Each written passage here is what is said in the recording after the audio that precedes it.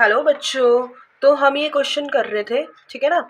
तो ये कह रहा था consider two hollow concentric spheres S1 and S2 enclosing charge 2q and 4q as shown in figure. Find the ratio of the electric flux through them.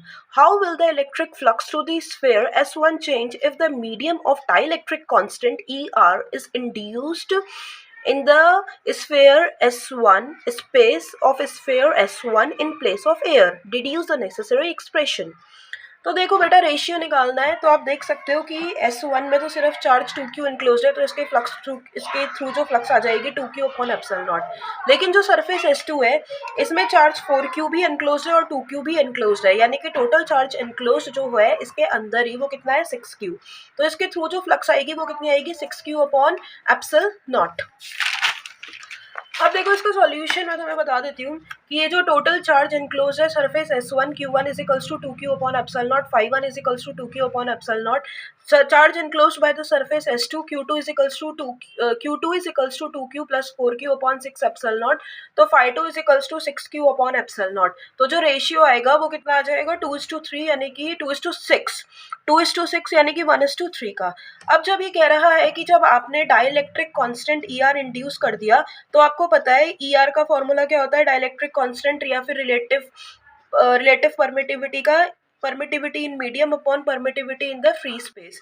तो EM कितना हो जाएगा ER इंटू E नॉट, ठीक है ना।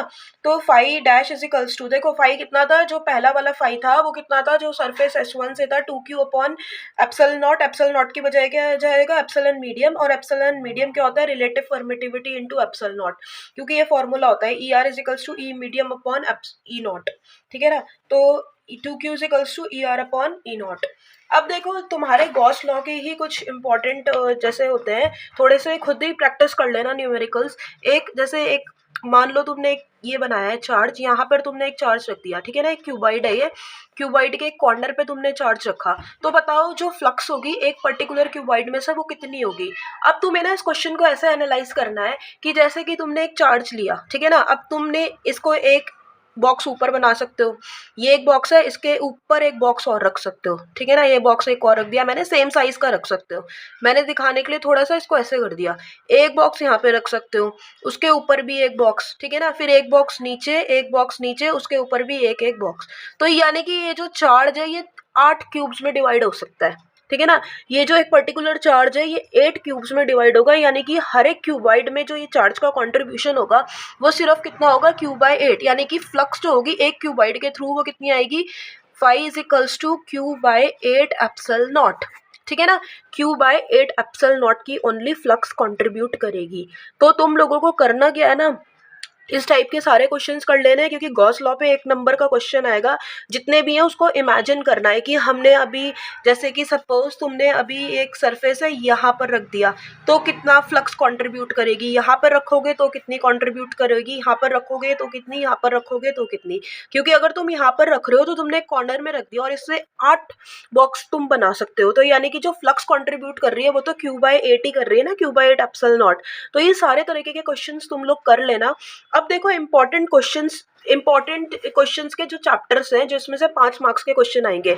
एक तो electrostatic potential में से एक 5 नंबर का क्वेश्चन आएगा 100% बोर्ड एग्जाम में। एक ऑल्टरनेटिंग करंट से आएगा।